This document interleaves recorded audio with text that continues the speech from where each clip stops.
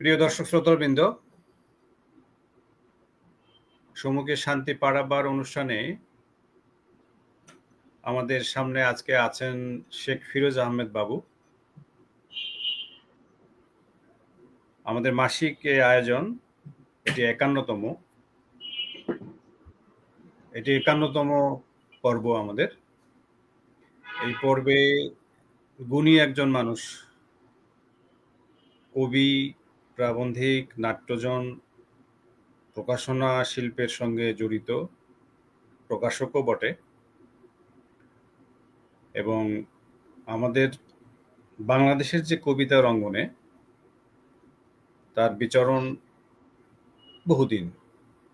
আমরা ধরে নিই দশক হিসেব করলে তিনি 80-র দশকের কবি, কিন্তু তার আদ্যপান্ত যে লেখক মন, লেখক চিন্তা, লেখকের যে পরিচর্যা, লেখালেখির যে পরিচর্যা, সেখানে তার বিচরণ প্রায় 43 বছর।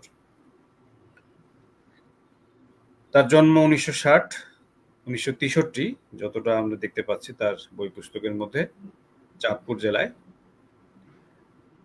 তার লেখাপড়া অর্থনীতি শাস্ত্রে, রাজশাহী বিশ্ববিদ্যালয়।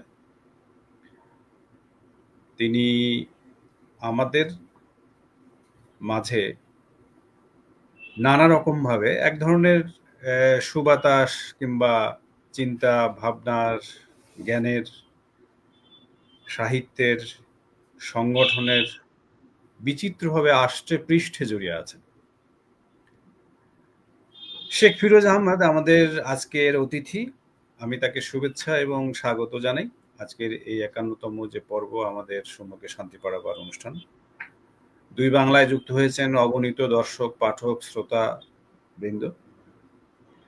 বরাবরের মতোই আমরা আসলে আমাদের যে অতিথি, সে অতিথির কথাই শুনব, তার মাধ্যমে আমরা ঋদ্ধ হব, তার ভাবনা চিন্তাগুলো নিশ্চয়ই আমাদের মনন রেখায় নতুন দৃকপাত তৈরি করবে। ফিরোজ আহমেদ বাবুর আসলে তিনি, আমি বলেছি মূলত কবি, কবি সত্তাটাই তার আসলে বিচিত্র দিকে বিকিরিত হয়েছে। গল্প লিখেছেন, আর কবি যিনি লেখেন, যিনি কবিতা লেখেন, কবিতার কি কারণ, কেন কবিতা, কিভাবে সে কবিতাটা হয়ে ওঠে, কিংবা আমরা যে কবিতার অর্থ করি, তার যে শব্দ, ইমেজ, ব্যঞ্জনা এবং সময়রেখার ভেতর দিয়ে যেভাবে আমাদের কাব্য রচনা চলে, আমরা দেখি যে যিনি কবি তিনি আসলে সমাজকে, সংস্কৃতিকে, তার সময় রাজনীতিকে একটা দার্শনিক বীক্ষণ থেকে তার ভাবনার মধ্যে প্রকাশ করতে চান। সে প্রকাশের মধ্যে তিনি আসলে নিজেই লিখতে লিখতে, ভাবতে ভাবতেই স্বতন্ত্র হয়ে ওঠেন।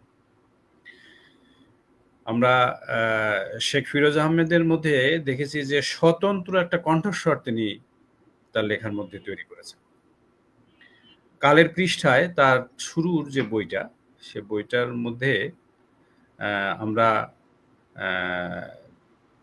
নতুন কিছু যারা কবি আছেন 90-এর দশকে, 80-র দশকে, কিংবা তারপরে যারা লিখেছেন, এক ধরনের অনুরোধে যে সমস্ত লেখাগুলো তিনি লিখেছেন, সে লেখাগুলোর মধ্যে আমরা দেখি নিছক তিনি আসলে এই কবিতার চর্চা করেন শুধুই একটি লেখার জন্য লেখা নয়, এটা তার এক ধরনের উপভোগ, সেখানে নিরীক্ষা, সেখানে জগৎ, জীবন, দর্শনকে একটা দৃষ্টিকোণ থেকে দেখা, মানুষের প্রতি ভালোবাসা, এবং সবচেয়ে বেশি যেটি ব্যাপার,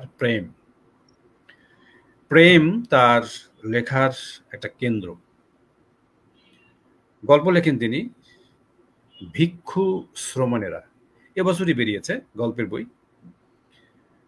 গল্পের মধ্যেও আমরা দেখব যে হ্যাঁ, গল্পের মানুষ তো আছেই। গল্প আমরা যদি বলি তার জীবনের গল্প, ইচ্ছার গল্প, এই গল্প তো আছে, কিন্তু সেখানেও কিন্তু কাব্যের যে আভা, বিভা, সেটি ছড়িয়ে যায়।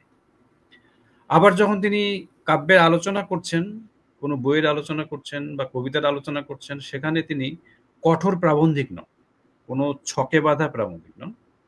কিছু তালিতাপ্পা মারা কিংবা আমরা যেটাকে বলি যে একটা স্ট্রাকচার্ড কিছু তিনি লিখবেন, এই গবেষণাধর্মী কিংবা একটা একাডেমিক সেরকম লেখালেখির মধ্যে তিনি নেই।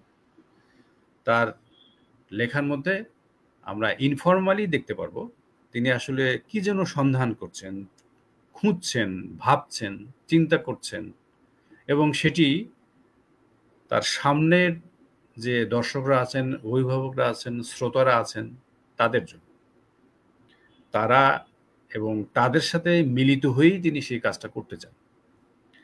ফলে শেখ ফিরোজ বাবুর এই যে ৪৩ বছর ধরে যে লেখালেখির যে পথরেখা এবং পাবলিকেশন হাউসের সঙ্গে যুক্ত তার সাংগঠনিক যে অভিব্যক্তি, সেটাও আমাদের মাঝে মাঝে আমরা দেখি যে আমাদের তো আজকাল আমরা দেখি যে আমরা আসলে কে ভালো লিখছে কে খারাপ লিখছে একটা তুলনা করার ব্যাপার থাকে, কিংবা কে এগিয়ে আছেন কে পিছিয়ে আছেন এরকম ব্যাপার থাকে, কিংবা আসলে আমরা দেখি যে একটু আমরা যেটা বলি একটু সিলি কথা যদি বলি, এর পিছনে ও তার পিছনে ও, কিংবা ও বড় হয়ে গেল ও ছোট হয়ে গেল। শেখ ফিরোজের মধ্যে এইসব টানা হ্যাচড়া আমরা কখনো দেখিনি, এবং এইসব বিষয়ের মধ্যে তিনি নেই। তিনি আসলে নির্বিকার, নির্মোহ, এক ধরনের মানে আমরা বলতে পারি প্রব্রজ্জা যেমন করেন একজন সন্ন্যাসী, বৌদ্ধ ভিক্ষুকরা, সেই রকম এক ধরনের একটা সন্ন্যাস ব্রতই বটে। তিনি তার ধ্যান, জ্ঞান, ধারণা বা চিন্তা একদম নিবিড়ভাবে নিজের মতো করে চলে। তো আমরা এই জায়গাগুলো দেখতে চাই। ও প্রণম্য ও কালিদাস তার একটি কাব্যগ্রন্থ, এবং কুসুম তাহার নাম শেষ কবিতার বই, এবং আলোচনা সূত্রে এবং তার বইয়ের যে জায়গা সেখানে তিনি বলছেন যে এই বইটি শেষ কবিতার বইয়ের মধ্যে তিনি উত্তরিত হয়েছেন, পর্যাবৃত্ত অতিক্রম করেছেন। সেক্ষেত্রে তিনি বলছেন যে সহজ সরলভাবে কাব্যচর্চা, আমি আমার নিজের কথাটা বলতে চাই সহজভাবে। সেটা কি কবিতা? একটা কবিতার সহজ রূপায়ণ, সহজ ভাষা, এবং কোনো আলংকারিক যদি আমরা বলি সে অলঙ্কারও যেন সহজ অলঙ্কার, ইমেজও যেন সহজভাবেই সেটা আমাদের চোখে ধরা পড়ে। এবং আমরা জানি আজকের যে সময়ের বাস্তবতা, দৃশ্য বদলে যাচ্ছে, সময় বদলে যাচ্ছে খুব দ্রুততর। আমরা দেখতে পাচ্ছি যে ট্রুথ, পোস্ট ট্রুথ, এই সমস্ত আয়োজন চলছে। এই সমস্তগুলোর মধ্য দিয়ে একজন সাহিত্যিক তিনি কার ট্রিটমেন্ট করবেন, তার ট্রিটমেন্টটা কি, সমাজের, মানুষের, আসলে নাকি নিজেরই ট্রিটমেন্ট? ইতিহাস আছে, ইতিহাস তো আমাদের ইতিহাসের মধ্য দিয়েই আমরা চলি, কিন্তু যিনি লেখক, সাহিত্যিক, তিনি আসলে তো সত্যিকার অর্থে কার সেবা দেবেন, কার শুশ্রূষা করবেন?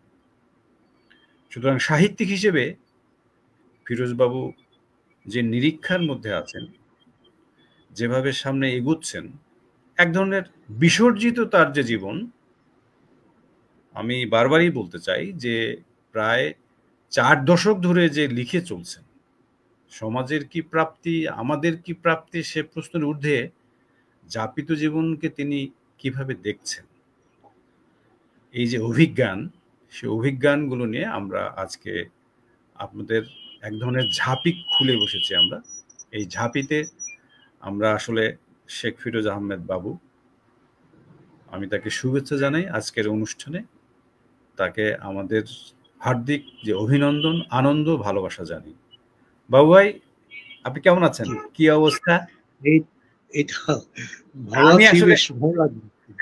আমি আসলে সূচনাটা একটু বড়ই হয়ে গেল, দর্শকরা হয়তো বেশি বিরক্ত হবে এই কারণে যে একজন অতিথিকে সামনে রেখে সে নিজের কথা বলে চলছে। আসলে অতিথি কি বলতে চায় সেটাই তাদের আগ্রহ।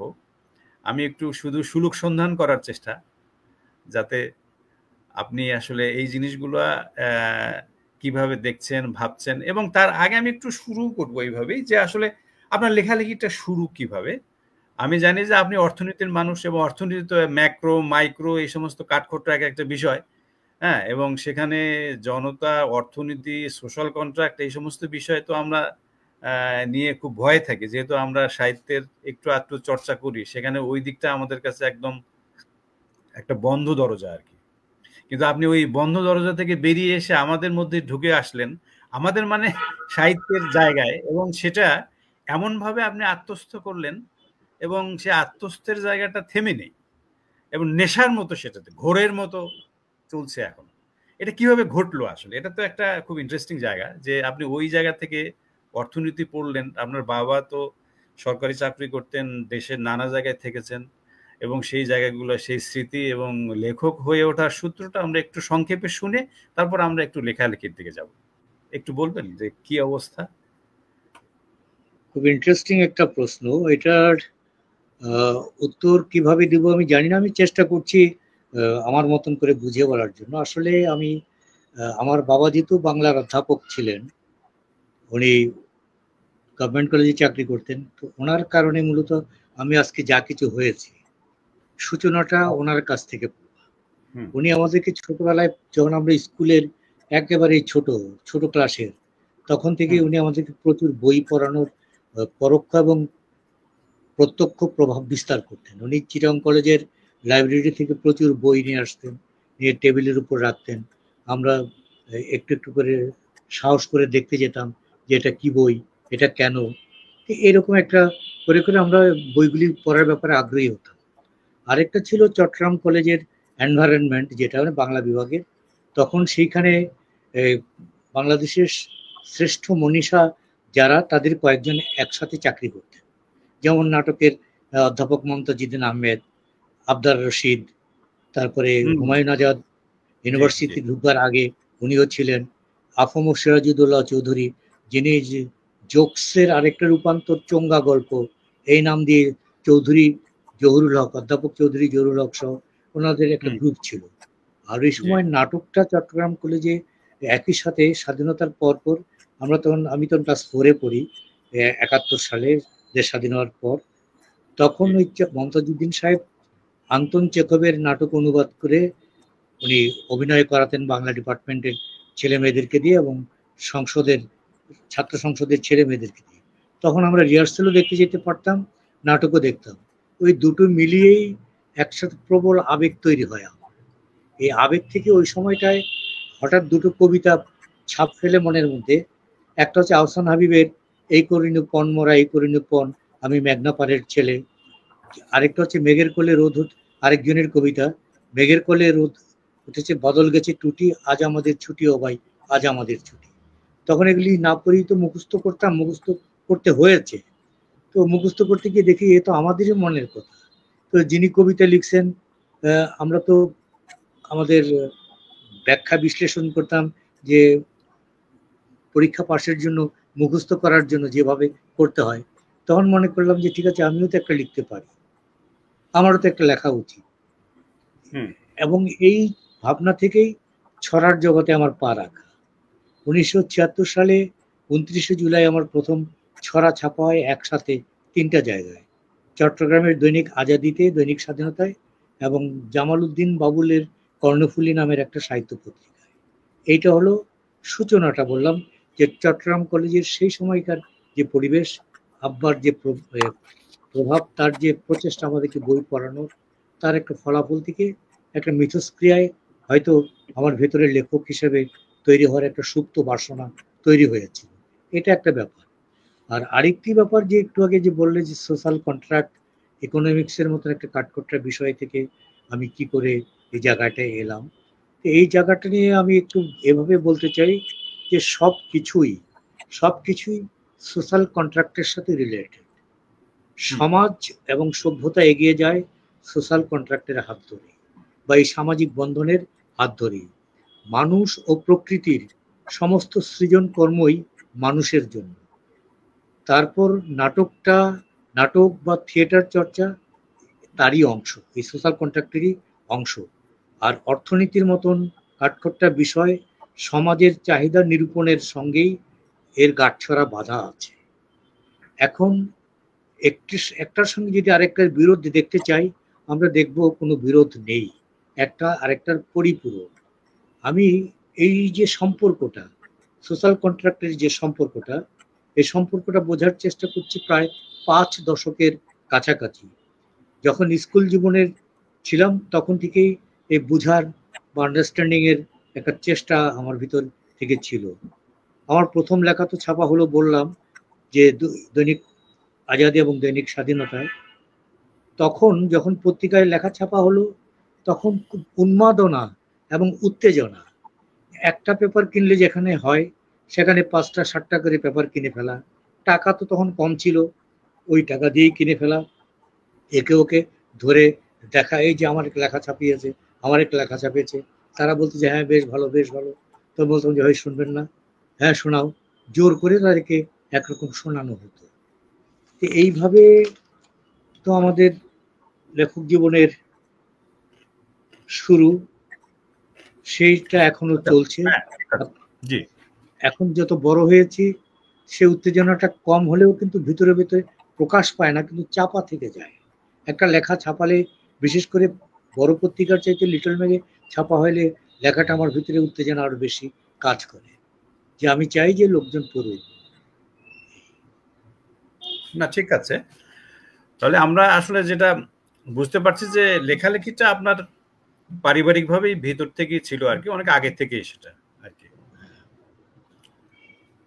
আর যেটি ব্যাপার সেটি হচ্ছে যে আমাদের আসলে এই কবিতার বিষয়টা, এবং মানে আমরা যতটুকু জানি যে আপনি বিশ্ববিদ্যালয়ে থাকতে নাটকের সঙ্গে যুক্ত ছিলেন আর কি। নাটকের যে কাজকর্ম, নাটক করা, নাটকের সংগঠন, এগুলোর সাথেও আপনি যুক্ত ছিলেন। এবং একটা পর্যায়ে ঢাকায় যাওয়ার পরে আমরা দেখেছি যে এই এই সংগঠনের যে কাজকর্ম, যেমন আপনার যে শুরুর বইটা পাতকির ছায়া, বোধহয় ওটার নাম, তাই না? পাতকির ছায়া। তো সেক্ষেত্রে আপনার আসলে মানে এই লেখার তো একটা ব্যাপার আছেই, কিন্তু আপনি যে আমাকে যেটা বলেছেন, কিংবা যেটা আমরা ভেবেছি একটু আগে, আপনি বললেন যে আপনার এক্সপেরিমেন্ট বা এই যে বাংলাদেশের যে কবিতা, এবং অনেকেই তো আমরা দেখতে পাচ্ছি অনেকেই লিখছে কবিতা, এবং লেখার ক্ষেত্রে যেটা বিষয়, আমাদের সাম্প্রতিক সময়ে যারা কবিতা লিখছেন তাদের মধ্যে আমরা দেখতে পাচ্ছি যে নানা রকমের ব্যাপার থাকছে, কিছু কারিগরি থাকছে, জটিলতা থাকছে, বাইরের জিনিসকে ঢোকানোর চেষ্টা থাকছে, কিংবা অনুকরণ অনুসরণ একদম থাকছে। আবার দেখা যাচ্ছে যে এক ধরনের স্টান্ট তো আছেই, কিন্তু আপনার কবিতার মধ্যে আমরা দেখতে পাচ্ছি একটা সহজ এবং স্বতঃস্ফূর্ত ব্যাপার। তো এই বিষয়টা কিভাবে আপনি আপনার লেখার মধ্যে আনছেন, এবং সর্বশেষ যে কাব্যগ্রন্থ সেটা নিয়ে যদি একটু বলেন। সেখানে আমার একটা নতুন ব্যাপার মনে হয়েছে, যে সহজ করে বলা, সহজ কথা। যে বাংলাদেশের যে কবিতা যেটা লেখা হচ্ছে, আমাদের তো বাংলাদেশের বয়স বেশি না। যদি 47-এ একটা পর্ব ধরি, অবিভক্ত ভারতবর্ষ একটা পর্ব ধরি, 47 পর থেকে 71 পর্যন্ত একটা পর্ব ধরি, তাহলে 47 পূর্ব পাকিস্তান, তারপরে 71-এ বাংলাদেশ, স্বাধীন বাংলাদেশ। এই সময়টা খুব একটা বেশি না আমাদের। স্বাধীন বাংলাদেশের যে সময় সেটা 25 বছর, 1971 থেকে 53 বছর বা 54 বছর। এই তার এক এক ধরনের প্রবণতা। আমাদের মূলত আন্দোলন সংগ্রাম, ক্ষোভ বিক্ষোভ প্রতিবাদ এর মধ্য দিয়ে যেতে হয়েছে। এর মধ্য দিয়ে যাওয়ার ফলে আমাদের কবিতার যে নান্দনিক সৌকর্য, যেটা অন্য দেশগুলিতে যেখানে দীর্ঘদিন ধরে কবিতা লেখা হচ্ছে সেখানে একরকম, আমাদেরগুলি আরেক রকম। আমাদেরকে শুনতে হয়েছে রাষ্ট্রমানি লেফট রাইট লেফট, শহীদ কাদিরের মুখ থেকে। আমাদেরকে শুনতে হয়েছে তোমাকে অভিবাদন প্রিয়তমা, এগুলি শুনতে হয়েছে। আমাদেরকে শুনতে হয়েছে শামসুর রহমানের কবিতাগুলো, আসাদের ষাটের কথা। আমাদের এইভাবে দেখতে গেলে যে জীবনমুখী যে কবিতাগুলি যেরকম হওয়া উচিত, সেগুলো দেশপ্রেমিকের আবহাওয়ায়, দেশপ্রেমের আবহাওয়ায় যখন প্রতিবাদ এবং প্রতিরোধের অস্ত্র হিসেবে ব্যবহৃত হচ্ছিল তখন একভাবে লেখা হচ্ছিল। তারপরে যখন প্রতিবাদ প্রতিরোধের জায়গাটা কমে গেল তখন আরেকভাবে লেখা হচ্ছিল। এই লেখার মধ্য দিয়ে যে স্বকীয় কাব্য ভাষা অর্জনকারী কবির সংখ্যা খুব কম। আর আরেকটি বিষয়ে এসে দাঁড়িয়েছে যে কবিতা লিখতে গিয়ে অনেকেই শব্দের জটলা তৈরি করেছে। যে আমি অনেককেই জিজ্ঞেস করেছি, আমাকে কিছু বই লিখতে দেওয়া হয়েছিল, আমি কিছু বইয়ের মোড়ক উন্মোচন করেছি 90 দশকের। তো আমাকে যখন বলা হলো যে এটা আপনি করেন, আমি করলাম। তারপর আমাকে এক সময় বলা হলো যে আপনি আমাকে লিখে দেন। আমি বললাম ঠিক আছে, লিখে দেবো। যেহেতু মোড়ক উন্মোচন করলাম, আমার একটা দায় আছে। তো পড়তে গিয়ে আমি যখন সংকলনগুলি পড়ি, বাছাই করা কবিতাগুলো পড়তে গিয়ে আমি বিরক্ত হই। আমি ওই সম্পাদককে ডাকি, বললাম যে আচ্ছা, আমি আমি ভয় পাচ্ছি, আমি বোধহয় ব্যাকডেটেড হয়ে গেছি, আমি সমকালীন টোন ধরতে পারছি না, সমকালীন সুর ধরতে পারছি না, আমি কি আসলেই ব্যাকডেটেড হয়ে গেছি যাচ্ছি, তুমি কি বুঝো এই কবিতাগুলি, তুমি তো সম্পাদক। সে মাথা চুলকে আমাকে বলল, জুনিয়র ছেলে, বলে ভাই আমিও সবকিছু ঠিক মতো বুঝে নাই। তাহলে তুমি সম্পাদক হলে কিভাবে, এটা তোমার বিশাল দায়িত্ব। তো বললো যে আমাদেরই বন্ধু বান্ধব অমুক তমুক সুখেরা। তা বললাম বেশ ভালো কথা, আমি এটা নিয়ে লিখবো। কারণ আমি যেটা বুঝতে পারি না, অর্ধ বোঝা জিনিস আরেকজনকে আমি কিভাবে বোঝাবো, আলোচনার মধ্য দিয়ে, কথা দিয়ে, লেখা দিয়ে করি। তারপরে আমি অনেকেরই লেখা পড়ি। আমি আশির দশকের, 90 দশকের, 00 দশকের, দ্বিতীয় দশকে এদের সাথে অনেকের সাথে আমার ঘনিষ্ঠ বন্ধুত্ব। এক সময় মনে হচ্ছিল যে যে তারা সবাই মিলে, একটা কমন অভিযোগ ছিল যে সবাই মিলে মনে হয় একটি কবিতা লিখছে, এরকম একটা জায়গায় চলে গেছিল।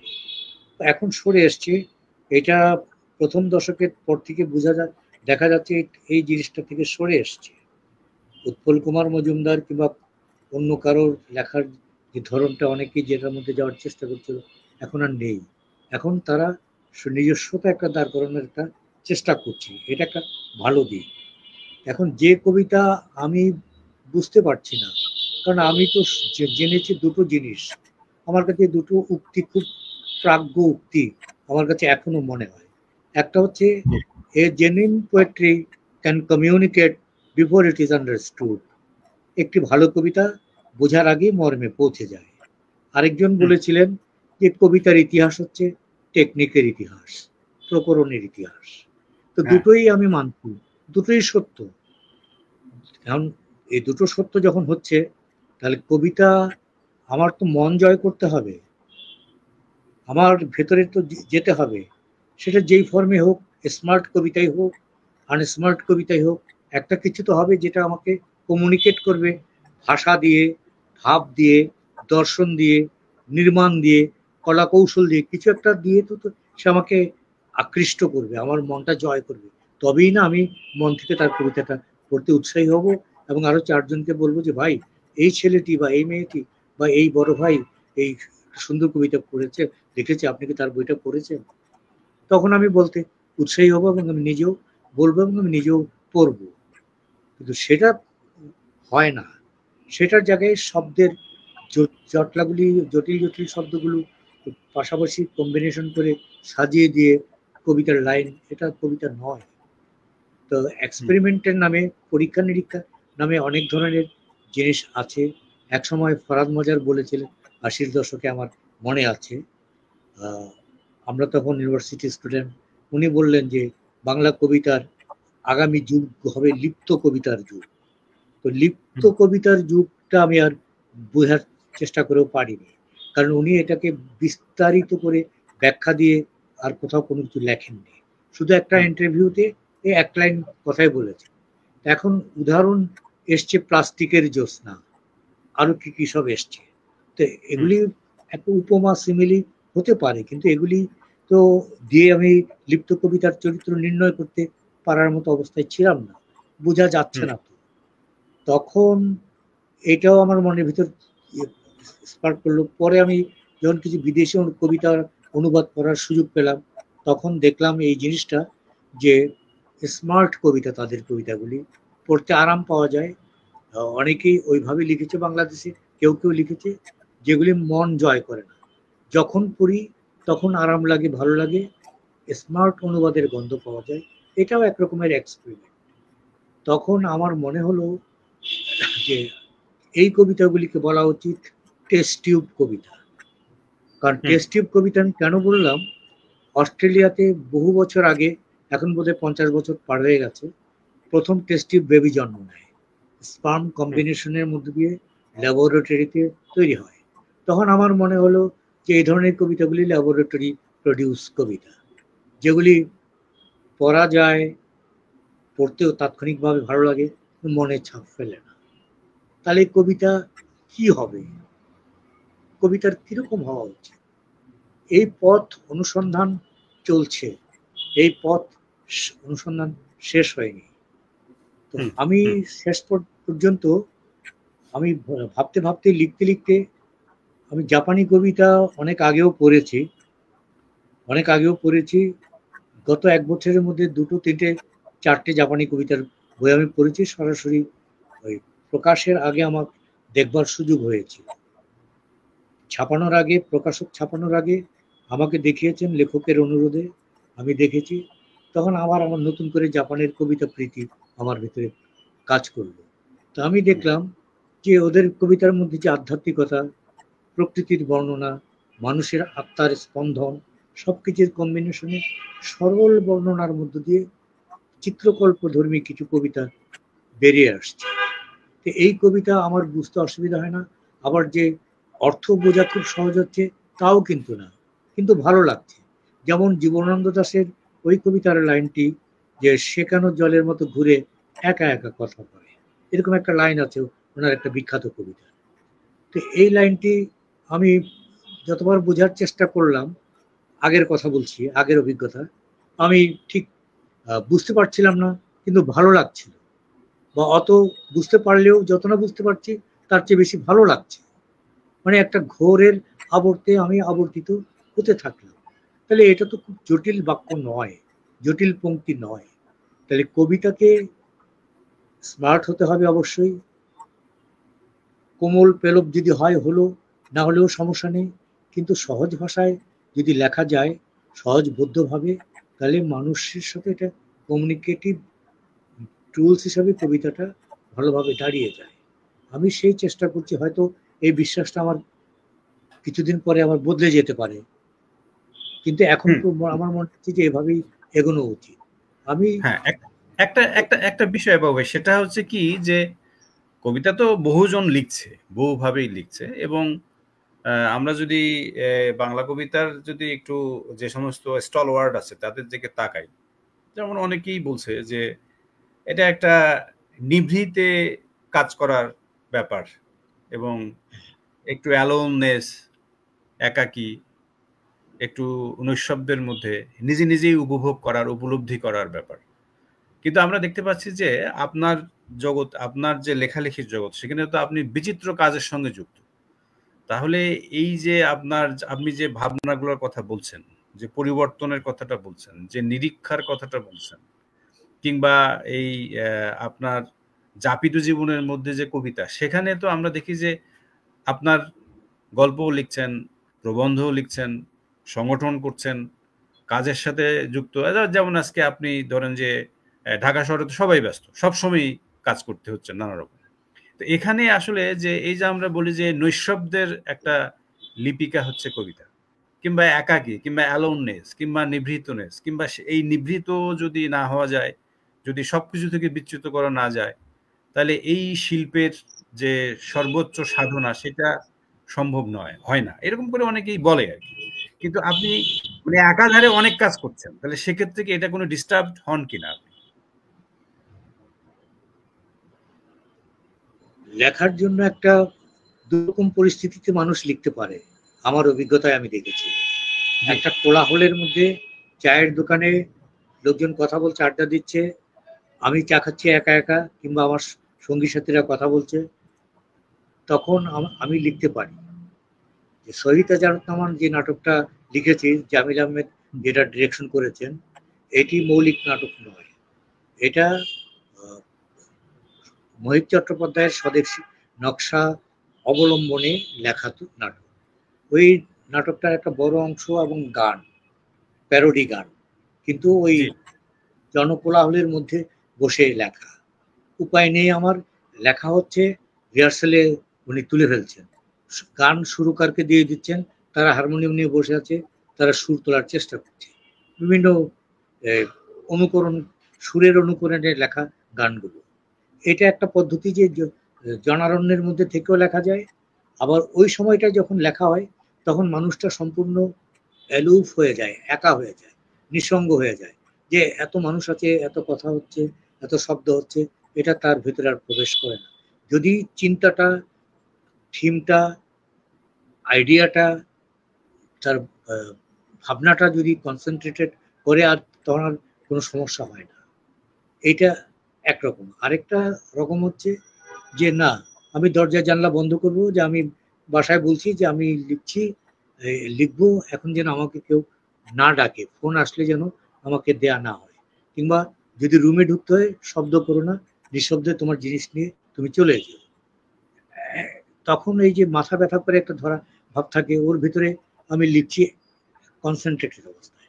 তো ম্যাক্সিমাম টাইমে দেখা যাচ্ছে রাতে যে লেখাটা হয়, কিংবা দুপুরের পরে যে সবাই চুপচাপ থাকে, ওই সময়টায় অফিসে হোক এখানে হোক ভালো চিন্তা চলে আসে, তখন বেশ ভালো লেখা হয়।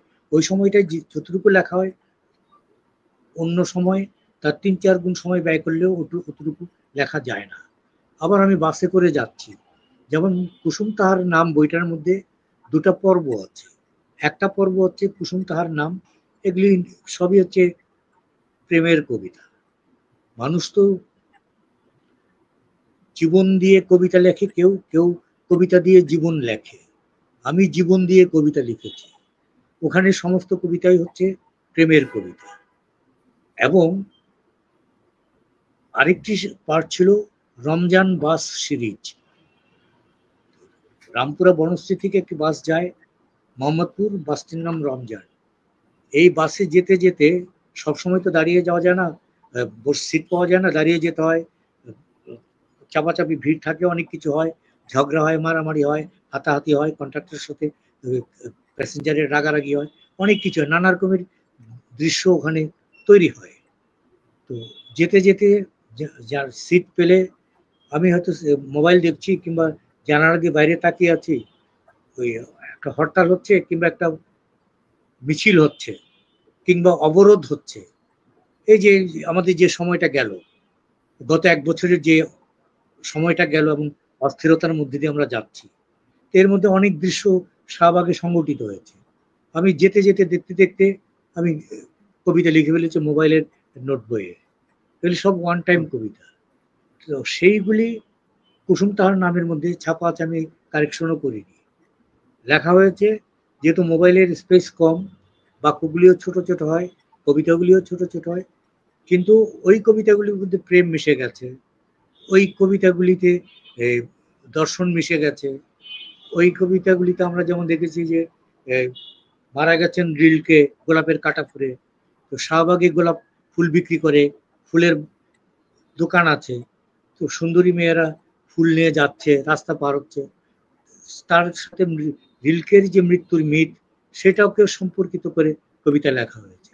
এগুলি পরে বিভিন্ন জায়গায় পড়েছি, লোকজন খুব অ্যাপ্রিসিয়েট করেছে, আচ্ছা, এখানে আমাকে খুশি করার জন্য। একটা জিনিস বাবু, যেটা আর একটা আমার কাছে একটু মনে হচ্ছে, আমরা আসলে আসলে তো নানাভাবেই লেখা হয়। আমরা আসলে কোনোটা তো, এটা তো স্ট্রাকচার কোনো ব্যাপার না যে এইভাবে হবে, এইভাবে লিখবে, এইভাবে লিখবে, বা এইভাবে হবে, এইভাবে প্রস্তুতি, এটা তো না। আমি মানে বাইদি বাই আপনি যেহেতু এই লেখালেখির চর্চা করছেন, সেই জায়গায় সৃষ্টিশীলতার একটু জায়গাগুলো, ক্ষেত্রগুলো ধরার চেষ্টা আর কি। তো এখানে আপনার নিশ্চয়ই মনে আছে যে আপনার ৮০ দশকে আমাদের রাজশাহীতে বিষ্ণু বিশ্বাস, ঠিক মনে আছে তো আপনার কথা? বিষ্ণু বিশ্বাস কিংবা এই যে এই সুব্রত অগাস্টিনরা যেভাবে লিখেছে, কিংবা আমাদের অসীম কুমার দাস সে যেভাবে লিখেছে, হ্যাঁ, তার তো একটা মাত্র কাব্যগ্রন্থ।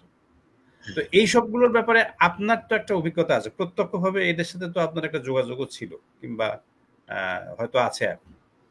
তো এদের যে ভাবনার বিশ্বাস, যেটা বিষয় যে সে কবিতা লিখতে লিখতে একটু উন্মাদ হয়ে গেছে। আমরা জানি যে র্যাবো তো তার লেখায় আছে উন্মাদ, উন্মাদ সৌরকণা, এই সমস্ত বলছেন র্যাবো।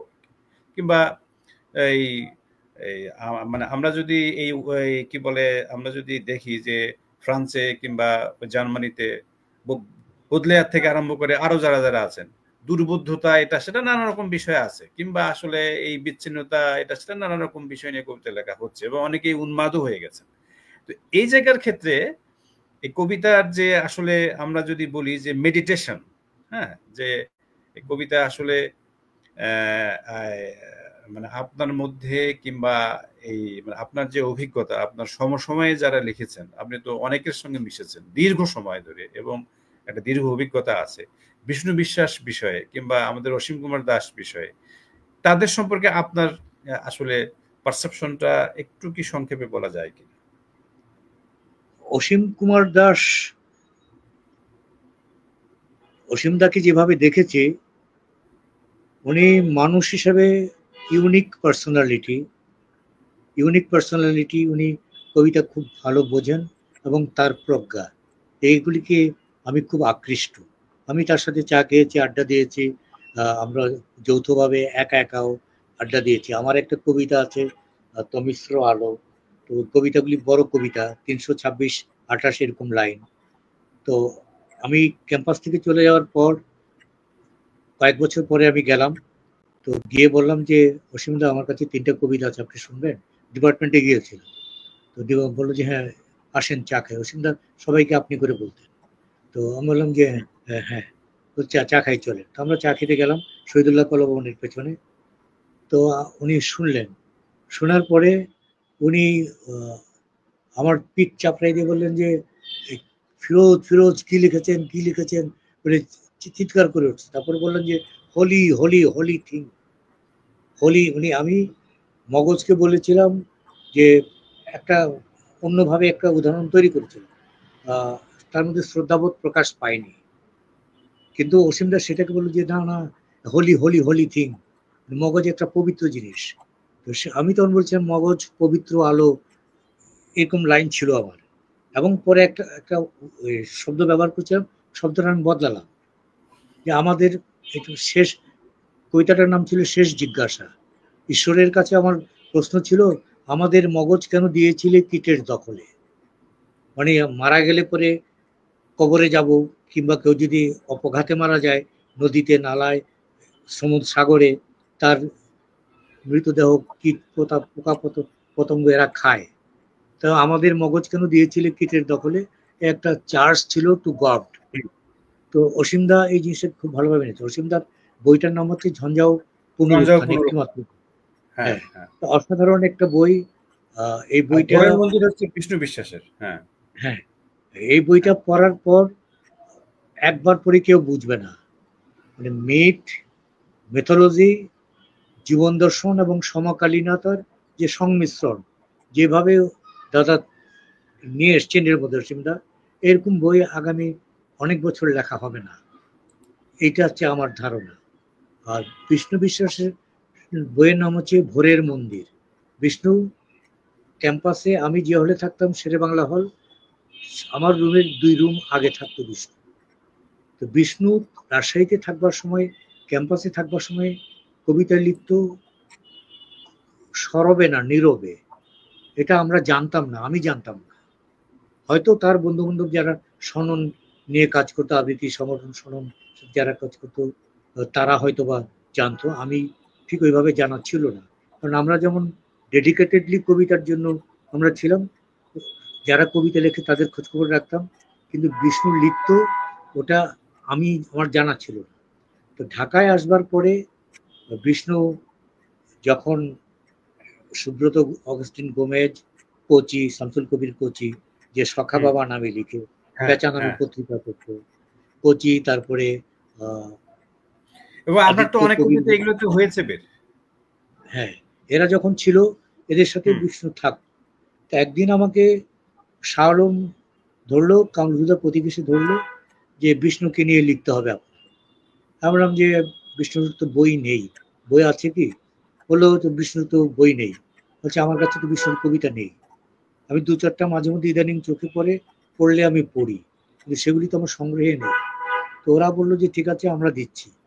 তো ওরা অনেকগুলি ফটোকপি করে আমাকে দিল। তখন আমি লিখতে গিয়ে আমি বোঝার চেষ্টা করলাম, আমার ভিতরে, আমার মাথায় ছিল বিষ্ণু একজন আবৃত্তিকার, রিসাইটার। তো ও রিসাইটার কবিতা লিখছে, এটা কেমন ব্যাপার? তো আমি একবার পড়ি, দুবার পড়ি, 3বার পড়ি, পড়তে পড়তে তখন আমি বুঝলাম বিষ্ণু দীর্ঘদিন লিখছে এবং তার কবিতাগুলি অন্যরকম কবিতা, ভিন্নধর্মী কবিতা এবং মননশীল কবিতা বলতে আমরা যা বুঝি সেই মননশীলতা তার ভিতরে আছে। তখন আমি একটা অনেক বড় আলোচনা লিখলাম, শালম আমাকে দিয়ে লিখে নিল, আমাকে পাহারা দিয়ে লেখাটা লিখিয়ে নিল, আমার খাওয়া দাওয়া বন্ধ, তালা মেরে চলে যেত, এসে খাবার নিয়ে আসতো, এরকম উৎপাত করে সে আমাকে দিয়ে লিখিয়েছে। তো ওই লেখাটার নাম ছিল কালের পৃষ্ঠায় জন্ম বিলাপ, বিষ্ণু বিশ্বাসের কবিতা। তো ওখান থেকেই কালের পৃষ্ঠায় বইটার নামকরণ করা হলো। হ্যাঁ, আমি সেই জন্যই আসলে আপনাকে এটা জিজ্ঞেস করছি যে কালের পৃষ্ঠার মধ্যে আপনার এদের লেখাগুলো নিয়ে আপনি বেশ আলোচনা করেছেন আর কি, এবং আপনার দৃষ্টিকোণটা একটু যাচাই করার জন্য আর কি। বলুন। সে ওই সময়ের যে প্রেক্ষাপট, ওই প্রেক্ষাপটে খুব চমৎকার লিখেছে। এখন আরেকটা বই তার আছে, আছে মানে এটি যুক্ত বের করবে যে কোনো সময়, রেডি হয়ে আছে। তো ওটা হলে পরে, সে অসুস্থ হওয়ার পরে বাংলাদেশে তাকে নিয়ে আসা হয়েছিল, কিছুদিন সে ছিল, 6 মাস 9 মাসের মতো ছিল। ওই সময় তাকে দিয়ে তার মানসিক সিজোফ্রেনিয়ার রোগী, তার মানসিক জড়তা কাটানোর জন্য এক ধরনের এক্সারসাইজের মধ্যে তাকে ফেলা হয়েছিল। তো ওর ভিতরে সে কিছু কবিতা লিখেছে, সেই কবিতাগুলি কম্পোজ করে গোছগাছ করা আছে, হয়তো যুক্ত থেকে যে কোনো সময় প্রকাশ পাবে। ওইটা আবার তার যে ভোরের মন্দিরের কবিতাগুলো থেকে কিন্তু আলাদা। এইখানে তার আরেকটা ডাইমেনশন তৈরি হয়েছে, উত্তরণ হয়েছে। ওখানে যদি আমি জীবনানন্দের প্রভাব খুঁজে পাই বেশি ভোরের মন্দিরে, সেইটা কিন্তু আবার এটির মধ্যে ওইভাবে নাই। এইখানে আছে আবার আলাদা ধরনের, ও সহজভাবে লেখার চেষ্টা করেছে। সহজ মানে একেবারেই, রবীন্দ্রনাথের তো একটা কথাই আছে, সহজ কথা কইতে আমায় সহজে, সহজ কথা যায় না কথা লেখা সহজে। ওরকম সহজ নয়, পড়তে সহজ লাগছে কিন্তু সহজ নয় কবিতাগুলি। কবিতাগুলি ভালো। তাহলে এই যে একটা মানুষ যখন লেখে, কিছুদিন পরে যখন আরেকটা বই সে করে, তার দৃষ্টিভঙ্গি যখন পাল্টায়, অভিজ্ঞতা যখন পাল্টায়, তখন সে নতুন পথের সন্ধান পায়। তার নিজস্ব স্বর কিংবা স্বরবীক্ষণ কিংবা যে তার স্বকীয়তা, স্বকীয় কণ্ঠস্বর, সেটা আস্তে আস্তে তৈরি হয়, হওয়ার দিকে যায়। তো বিষ্ণুর ওই কবিতার বইটা সেরকম ছিল। আর সুব্রত অগাস্টিন গোমেজের 7টা বই আমি পড়েছি একটা আলোচনা লিখতে গিয়ে। 7টা বই, আলোচনাটা বোধহয় পরস্পর অনলাইনে ছাপা হয়েছিল, পরস্পর সোহেল হাসান গালিব সম্পাদিত পরস্পর, আর আরেকটি আলোচনার বই, প্রবন্ধের বই, কবিতাগুলো অন্যরা লিখেছিল, সেখানে আছে। এখানে গোমেজের যে জিনিসটা দেখা গেছে, ওর প্রাচীন এবং সংস্কৃত শব্দের প্রতি ওর একটা টান, একটা আগ্রহ বেশি, এবং ছন্দময়তা এবং ছন্দ ভাঙা, ছন্দময় আবর্তন এবং ছন্দ ভেঙে আলাদা একটা গতি তৈরি করা, নির্মাণ করা, এই খেলাগুলি সে খুব ভালো খেলতো। এবং অপ্রচলিত কিছু শব্দ, সে অব্যবহৃত শব্দ যেগুলিতে ডিকশনারিতে আছে, কিন্তু সেগুলি সে ব্যবহার করতে পছন্দ করত। তার ভিতরে একটা চমক সৃষ্টির অভিপ্রায় ছিল। কেউ প্রথম দিকে কেউ মনে করতে পারে যে এগুলি পুরাণ ধাঁচে লেখা, কিন্তু আসলে পুরাণ ধাঁচের লেখা নয়। এগুলি পুরানো জিনিসগুলোকে একটা আধুনিকায়ন করে তার মতন করে সে লিখত। এবং সে অবশ্যই একজন শক্তিমান লেখক, কবি, অনুবাদক। সে তার যখন ইউনিভার্সিটি স্টুডেন্ট, ওই সময়টায় সে চর্যাপদ অনুবাদ করেছে তার মতন করে। এইটি একটা তরুণ ছাত্র তার ছাত্র বয়সে চর্যাপদের অনুবাদ করবে, যেখানে চর্যাপদ পড়তে গিয়ে মাথা ঘুরে যায় অনেকের, বুঝতে পারে না যে এটা কি, কোনটার সাথে কি মিলছে, কেন মেলানো হচ্ছে। পরে তারা উত্তরগুলি দেয়, কথা বলে, মুখস্থ কতগুলি কথাবার্তাগুলি বলে পার পেয়ে যায়। কিন্তু এটা বলার চেষ্টা করলাম এই কারণে যে চর্যাপদ একটা কঠিন বিষয়। একমাত্র বিশেষজ্ঞ যারা গভীরভাবে অনুশীলন করেন, তারা ছাড়া এটার মর্মার্থ সুন্দরভাবে তুলে ধরা খুব কঠিন। অগাস্টিন গোমেজের এই গুণগুলি ছিল। তারা তিনজনই 80-র দশকের কবি, তাদের জন্য আমাদের গর্ব করার মতো তারা কবি। আমরা একটু অন্যদিকে যাব বাবু, সেটা হচ্ছে কি যে কবিতা নিয়ে আমরা আপনার যে চর্চা এবং আপনার সৃষ্টিশীলতার জায়গাটা আমরা একটু জানার চেষ্টা করছি। আর একটু যেটি বিষয় সেটি হচ্ছে যে আপনার তো ওই সময়টা তো 80-র দশকে লিটল ম্যাকগুলোন যেগুলো ছিল, আপনি সাধারণত লিটল ম্যাগে লিখেছেন, এবং লিটল ম্যাগের লেখালেখির সূত্রে লিটল ম্যাগে তো এক ধরনের স্বাধীনতা থাকে এবং মানে ৮০ দশক তো লিটল ম্যাগের আমার মনে হয় যে একটা সবচেয়ে স্বাধীন বাংলাদেশের সবচেয়ে একটা শক্তিশালী সময় আর কি, জোরালো সময় ৮০ দশক। এখন হচ্ছে যে এই যে লিটল ম্যাগ গুলোন, লিটল ম্যাগের যে কবিতার চর্চা এবং লিটল ম্যাগের যে লেখালেখি, সেখান থেকে অনেক লেখক কিন্তু তৈরি হয়েছে। আমরা বলি, আমি তো মনে করি যে শেখ ফিরোজ বাবু সেখান থেকেই তৈরি হয়েছে লিটল ম্যাগের ক্ষেত্রে। তো এখন হচ্ছে কি যে এই যে লিটল ম্যাগ গুলো, আমাদের তো এখন লিটল ম্যাগ নেই, সে অর্থে খুব কম বের হচ্ছে। ওই ৮০ দশকের ওই তেজ তো আর নেই, ওই তাপও নেই। এখন আমরা দেখতে পাচ্ছি যে লেখালেখির ক্ষেত্রে এক ধরনের ফেসবুক কিংবা অনলাইন কিংবা আমরা যদি বলি যে সোশ্যাল মিডিয়াই একটা গুরুত্বপূর্ণ ভূমিকা পালন করছে। সেক্ষেত্রে আপনার আসলে কি লেখালেখিটা কি এভাবে সম্ভব, এবং আমাদের লেখালেখির জায়গায় সেই সাথে মুদ্রণ শিল্প, এই বিষয়ে আপনার কাছে একটু আমরা একটু যেতে চাচ্ছি যে আসলে লিটল ম্যাগের ভূমিকার কথা বলতে হবে আমাকে নাকি? হ্যাঁ হ্যাঁ, লিটল ম্যাগের বিষয়টা এখন তো সে অর্থে আসলে এই আজকে এই এই শতাব্দীতে এসে লিটল ম্যাগ তো সেভাবে আসলে আমরা দেখছি না। সেই ৮০ দশকে লিটল ম্যাগের যে চর্চা হয়েছিল সেটা তো এখন আর ওভাবে নেই। আসলে একটা প্রতিরোধী সময় ছিল, যেহেতু সময়টা এখনো আছে, কিন্তু সেভাবে লিটল ম্যাগ কিন্তু আসলে হচ্ছে না। আমার মনে হয় যে এটার মূল কারণটা হচ্ছে যে সোশ্যাল মিডিয়ার যে প্রতাপ, সেখানে আসলে লিটল ম্যাগ অনেকটা আসলে আর বোধহয় সেভাবে কাজ করছে না সবার মধ্যে। তো এটা কি আসলে লেখালেখির ক্ষেত্রে কোনো বাধা তৈরি করছে, কিংবা আমাদের সৃষ্টিশীলতার জগতে যারা আছেন তারা কি আসলে লিখতে পারছেন, এটার একটা ব্যাপার।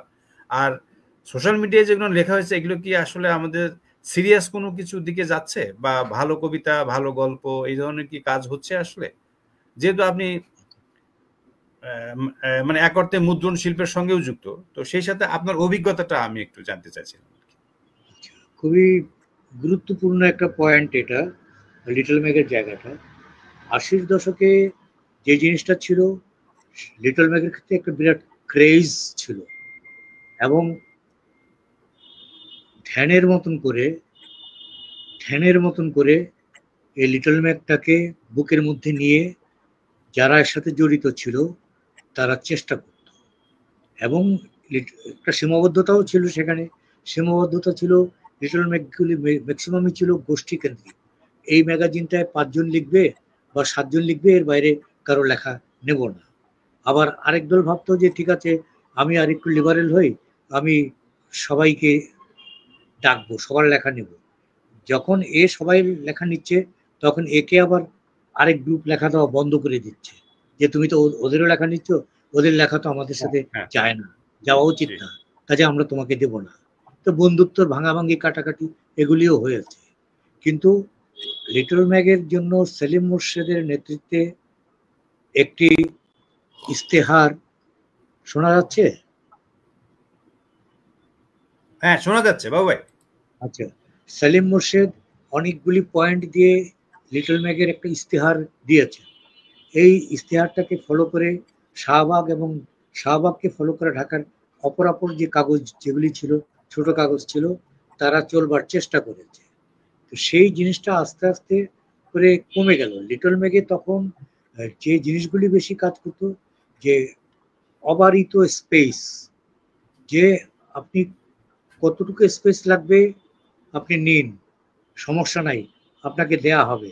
আপনাকে বলা হবে না যে ৪ পৃষ্ঠার মধ্যে লিখতে হবে, ৬ পৃষ্ঠার মধ্যে লিখতে হবে, বলা হবে না। আপনার ভালো লেখার জন্য, পূর্ণাঙ্গ লেখার জন্য যত পৃষ্ঠার প্রয়োজন আপনাকে তত পৃষ্ঠায় দেওয়া হবে। এবং লিটল ম্যাগ হচ্ছে সাহসী লেখকদের ঠিকানা, যারা সত্যিকার অর্থে প্রথা ভাঙবার জন্যে নতুন দৃষ্টিভঙ্গি প্রয়োগ করতে চান, তুলে ধরতে চান, নতুন কলা কৌশল তুলে ধরতে চান, শব্দ ব্যবহারের নতুন কাঠামো, ভঙ্গিমা, বাকভঙ্গিমা তুলে ধরতে চান, তাদের এক্সপেরিমেন্টের একটা সাহসী জায়গা, সাহসী ক্ষেত্র হচ্ছে লিটল ম্যাগ। একই সাথে মা এবং ধাত্রী মা, এই দুজনের মমতা দিয়ে যারা লেখকদেরকে ধরে রাখে। এখন যেগুলি আছে লিটল ম্যাগের নামে অধিকাংশ হচ্ছে সাহিত্য পত্রিকা, অধিকাংশই তাদের উদ্দেশ্য, তাদের প্রবণতা, পথ চলা অটোতে হয়ে যাচ্ছে।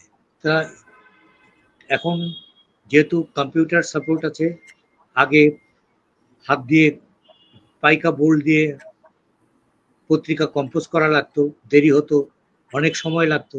এখন আর লাগে না, এখন কম্পিউটারে কম্পোজ সরাসরি, এবং খরচও কম, সহজ, অল্প সময়ের মধ্যে করা যায়, লেখা পেতেও সহজ, ইমেল আছে, হোয়াটসঅ্যাপ আছে, দিয়ে দেয়।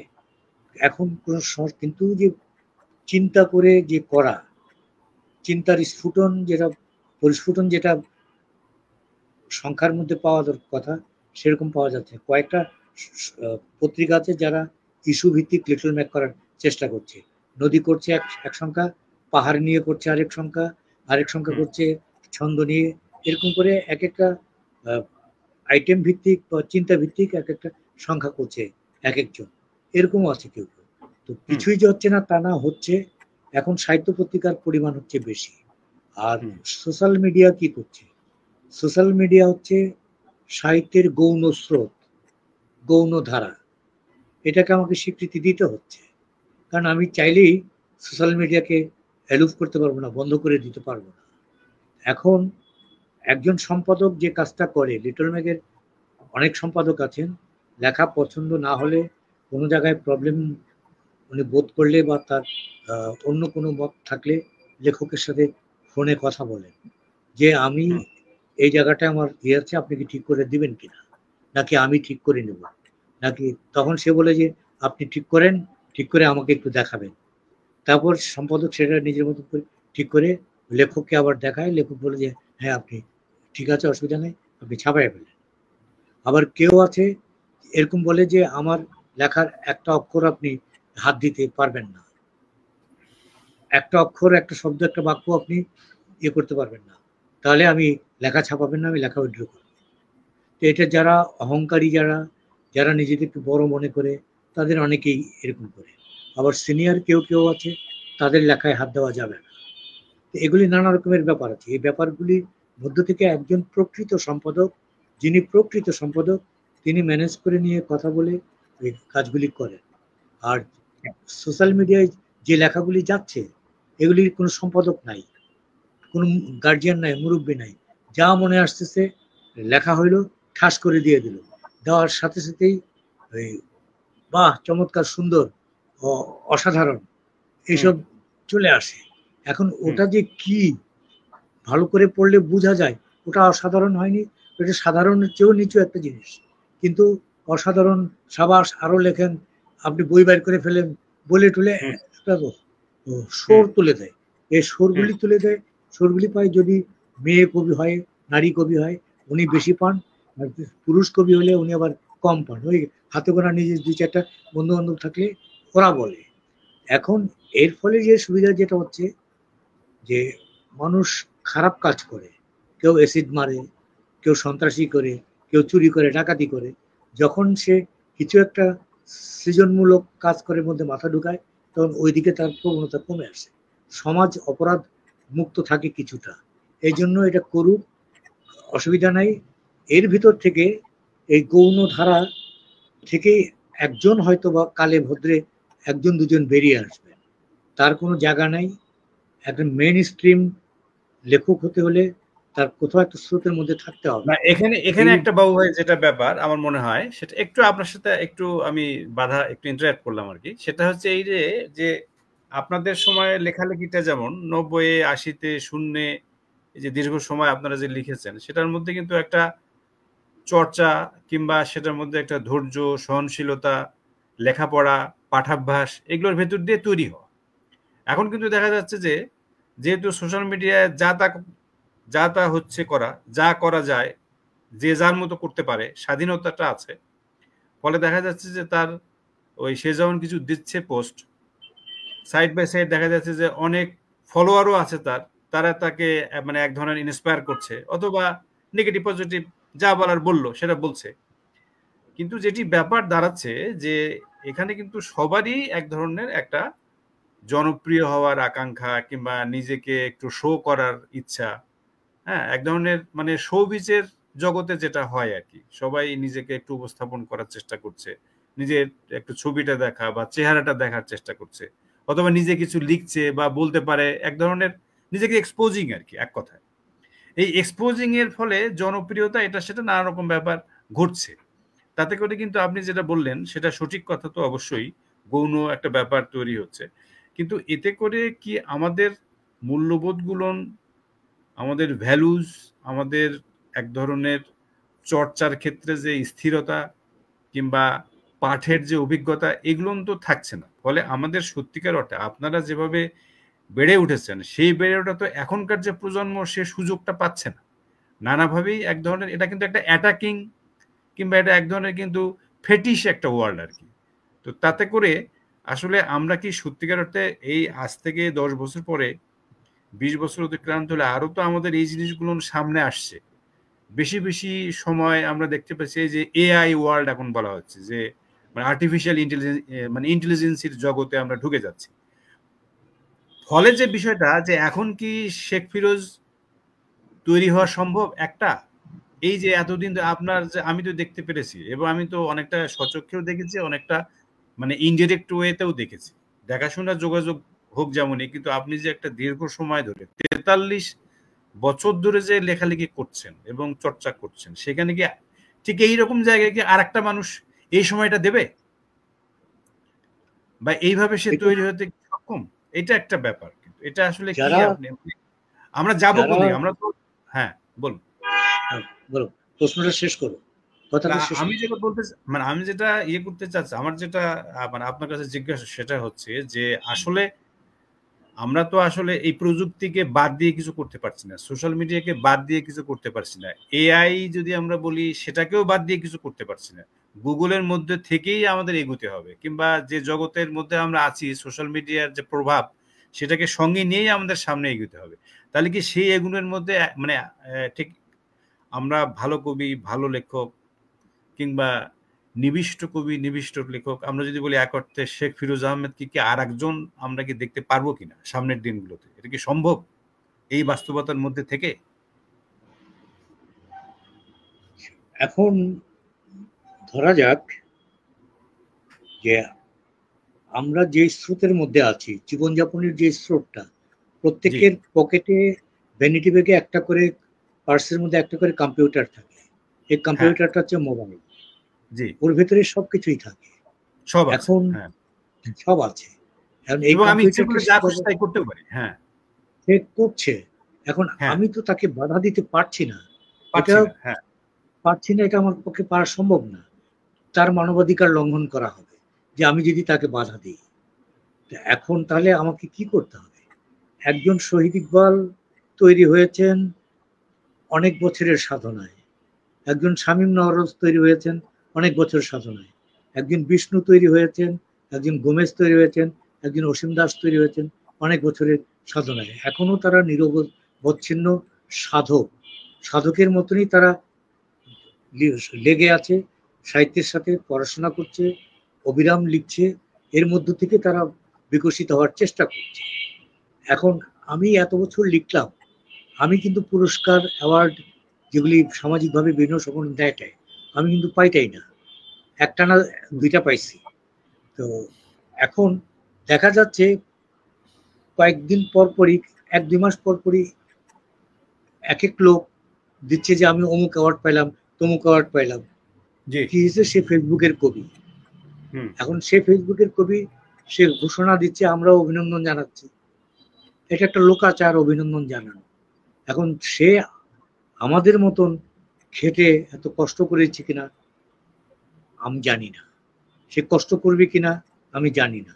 সে মনে করছে লিখতে পারলেই তো লেখা হয়ে যায়, তো লেখা হলেই যেহেতু আমার পত্রিকায় পাঠালে ছাপা হয় না, তার চেয়ে বলে দিয়ে দিই ফেসবুকে, আমার তো কিছু লোক আছে যারা এটা পরে হাততালি দেবে। সে ওই কাজটা করছে, যেহেতু এটা অপরাধমূলক কার্যক্রম নয়।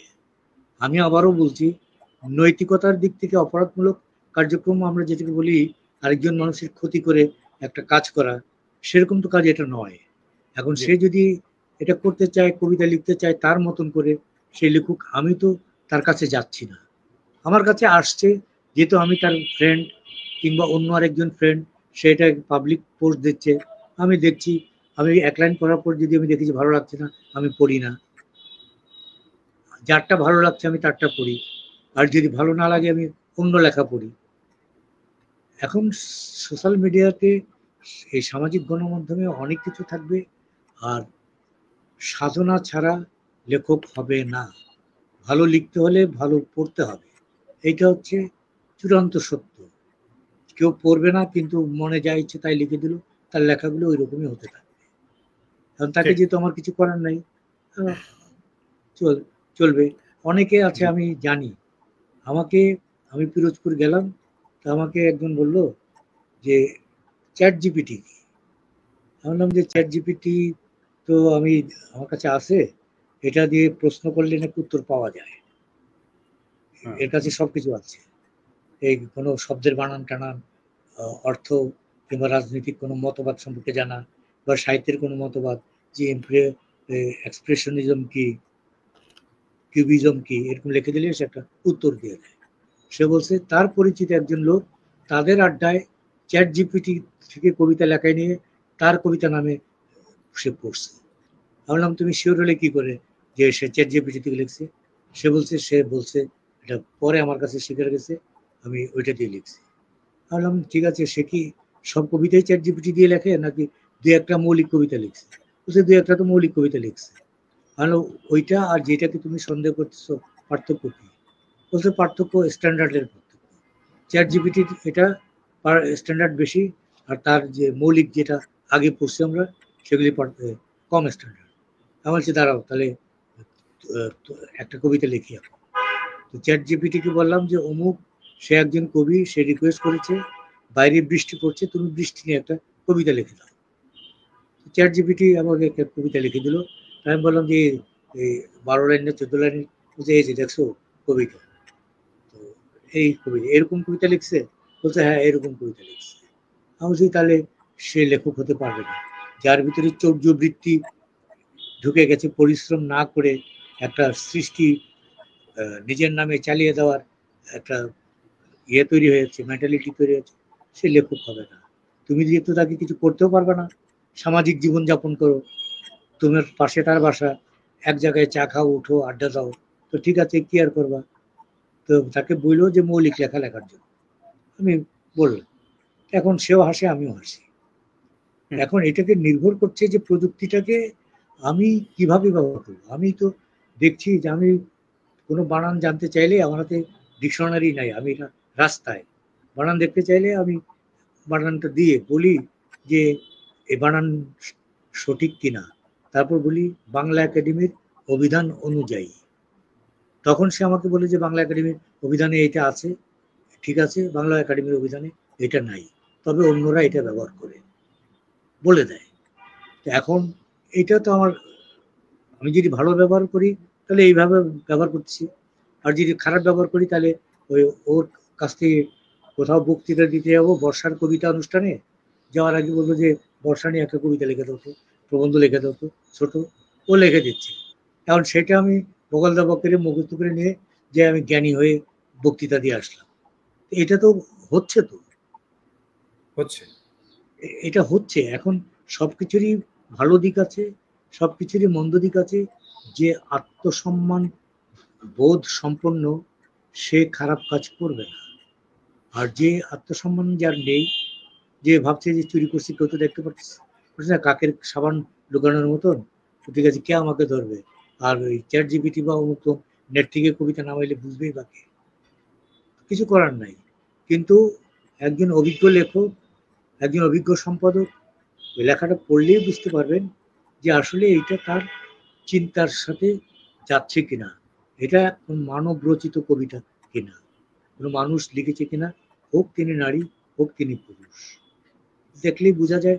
কারণ নতুবা সম্পাদক তো আর এমনি এমনি সম্পাদক হয়নি, হুম, দীর্ঘদিন এসব ঘাটাঘাটি করতে করতে উনি সম্পাদক হয়েছেন, তার হুম, বিস্তর জি, অভিজ্ঞতা। জি, আর বিশেষ করে যারা লিটল ম্যাক করে তারা তো হুম, ওইরকমই। আর লিটল ম্যাক কে যারা লিখেন তারা হচ্ছেন সাচ্চা লেখক, খাঁটি লেখক।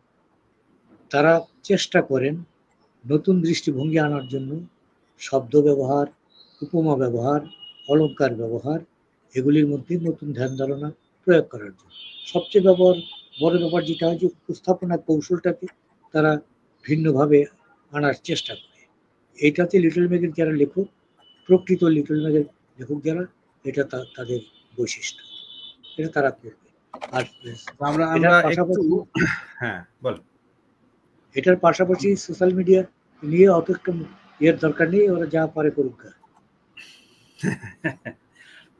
আমরা আসলে একটু মানে অনেকক্ষণ আলোচনা করছি, একটু 1 ঘন্টা বেশি হয়ে গেছে, শেষের দিকে বাবু ভাই একটু ক্লান্ত হয়ে গেছে। তো এখন যেটি বিশেষ সেটি হচ্ছে যে আমাদের এই যে পরিবেশ পরিস্থিতি এবং এর সাথে লেখালেখি, এগুলো আসলে আপনার সঙ্গে আমাদের শেয়ার করার অর্থ হচ্ছে যে আপনি একটা দীর্ঘ পথ পাড়ি দিয়েছেন। সেক্ষেত্রে সাফল্য ব্যর্থতার চাইতে যেটা বড় বিষয় যে আপনার যে লেগে থাকা যে সাধনা এবং প্রতিনিয়ত নিজেকে লেখালেখির মধ্য দিয়েই এক অর্থে বদলানো। তো সেক্ষেত্রে এখন আমাদের এই যে নতুন জেনারেশন যেটা আছে সেটা তারা তো কাজ করছে, তারা লিখছে পড়ছে, সেটা ঠিকই আছে, কিন্তু একটু আমরা এই পাবলিকেশনের দিকে যদি একটু চিন্তা করি বাবু ভাই, প্রকাশনা শিল্প যেটা আমাদের আছে, প্রকাশনা শিল্পের সঙ্গেও আপনি কাজ করছেন এবং আপনার বিভিন্ন শিল্প সাহিত্যের সংগঠন আছে এবং এই সংগঠনগুলোতে আপনি সরাসরি যুক্ত। যেমন আমি যদি বলি বগুড়া লেখক চক্রের আপনি প্রতিষ্ঠাতা এবং তার সঙ্গেও যুক্ত, এবং ঢাকাতে অনেক সংগঠনের সঙ্গেও আপনি যুক্ত। সেখানে অনেকের সঙ্গে যেহেতু আপনার যোগাযোগ এবং সম্পর্ক আছে, বিশেষ করে লেখক পাঠক তাদের সাথেও সম্পর্ক যোগাযোগ আছে, এবং আপনি অনেক অনুষ্ঠানে যান, ফলে আপনার যে অভিজ্ঞতাটা সেটা আপ টু ডেট একটা অভিজ্ঞতা। সেই অভিজ্ঞতার সূত্রে আমি একটু জানতে চাই যে এই যে মুদ্রণ শিল্প, প্রকাশনা শিল্প, সেখানে আমাদের এই যে এবারে বইমেলাটা এগিয়ে এসছে, এখন যেটি ব্যাপার সেটি হচ্ছে যে মেলাতে তো বই বের হচ্ছে অনেক, এবং আমি যেটা দেখতে পাচ্ছি আপনারও একটা বই, দুটো বই আসবে এবার। তো এখন হচ্ছে যে এই যে বই বের হচ্ছে, বইয়ের সাথে পাঠক, বইয়ের সাথে রাষ্ট্রের পৃষ্ঠপোষকতার যে সম্পর্ক, বইয়ের সাথে মননশীলতা, বুদ্ধিভিত্তিক চিন্তাভাবনা, এবং বই পুস্তকের সাথে বাংলা একাডেমি, বই পুস্তকের সাথে গবেষণা, এবং সেই সাথে সাথে সৃষ্টিশীলতা, এই যে টোটাল যে ব্যাপারটা আমাদের যে কৃষ্টি কালচার বাংলাদেশে তৈরি হয়েছে, এক্ষেত্রে আপনার পারসেপশনটা আসলে কি? আপনি কিভাবে দেখছেন এটাকে? আসলে বই তো অনেক পাবলিশারই বলে যে মানে আমাদের সত্যিকার অর্থে তো যে এই যে রয়্যালটির বিষয় বলি, তারপর হচ্ছে যে আসলে বই বের হচ্ছে, কটা এডিশন হচ্ছে, সেগুলোর আমরা খোঁজ খবর জানি না, কিছু লেখকরা কেউ জানে না, কিংবা সত্যিকার অর্থে যে মানে প্রকাশনা শিল্প শিল্প আসলে দাঁড়াচ্ছে কি, এটা মুদ্রণ শিল্প কি শিল্প হয়ে উঠছে, এটা একটা। আর হচ্ছে কি যে এখন বই বের হলো, পাঠক কারা? এখন আমরা তো দেখছি অনেকেই টাকা দিয়ে বই করছে, গল্পের বই করছে, টাকা দিচ্ছে, বই বেরোচ্ছে, এবং সে বইটা তার একটা আত্মতৃপ্তি, পাঠক আছে কিনা বা যাচ্ছে কোথায় সেগুলো আমরা দেখছি না। নানা রকম দুরভিসন্ধি আমরা দেখছি এই এই যে এই লেখালেখি এবং লেখা প্রকাশ, এই সমস্ত সূত্রে আমরা দেখতে পাচ্ছি যে একটা নানা রকম বইমেলা আসলেই যত রকম বই বের হচ্ছে, এবং তাদের নাম আমরা অনেকেরই প্রায় জানি না, প্রায় 70% নামই জানি না, তারাই দেখা যায় তাদের বই বের হচ্ছে। এই যে সামগ্রিক একটা চিত্র, বইমেলা, বই প্রকাশনা এবং আমাদের সৃষ্টিশীলতা, এইটার আসলে ভবিষ্যৎ কি, এটা যদি একটু। মানুষ এবং সভ্যতা, সমাজ এবং সভ্যতার কাজ হচ্ছে এগিয়ে যাওয়া, এগিয়ে চলা। এই এগিয়ে চলার যে জায়গাটা, সমাজ এগিয়ে যাবে তখন, ওই যে বললাম যে কন্ট্রাক্ট, সোশ্যাল কন্ট্রাক্ট, জি, সামাজিক বন্ধন বা সামাজিক চুক্তি মানুষের সাথে। তাহলে এই মানুষের সাথে সমাজের একটা চুক্তি থাকতে হয়। সেই চুক্তির একটা অংশ হচ্ছে সমাজকে বিনির্মাণ করা, সমাজকে এগিয়ে নিয়ে যাওয়া। সমাজ এবং সভ্যতা যতদিন থাকবে ততদিন মানুষের পাঠের প্রয়োজনীয়তা থাকবে, পাঠ অভ্যাস থাকবে। যতদিন পাঠ অভ্যাস থাকবে ততদিন প্রকাশনা থাকবে।